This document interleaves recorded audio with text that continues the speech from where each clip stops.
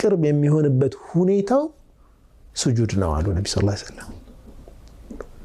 ሱጁድ የመጨረሻ መተናነስና መሰበርን መግለጫ ስለሆነ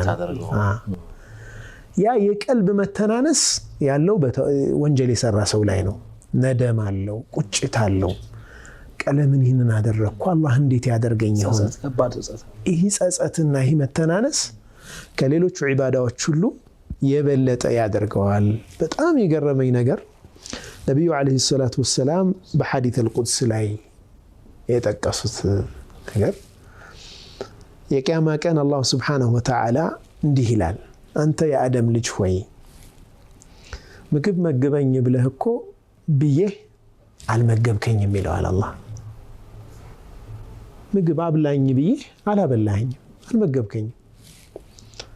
እንዴት አንተ የዓለማት ጌታ ሆነ እንዴት አንተን መግባለሁ ይላል የሰው ልጅ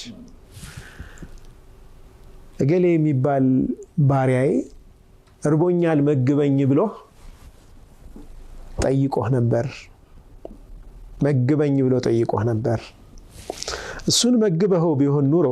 ለወጀተ ذلك عندي ያንን የመገብክበትን ምንዳህን እኔ ጋር ታገኘው ነበር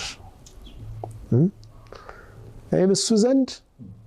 እኔን መመገብ የሚባለው ነገር ታገኘው ነበር እዛ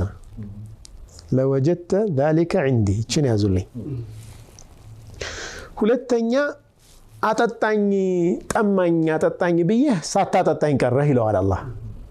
አንተን እንዴት አጠጣለሁ የዓለማት ጌታ ኮነ ይላል የጠማው ገሌ የሚባል ባሪያዬ አጠጣኝ ያለህ እኮ አላጠጣኸውም ብታጠጣው ኖሮ እሱ ዘንድ ታገኘኝ ነበር ለወጀተ ذلك عندي ያንን የማጠጣት ፈድሉን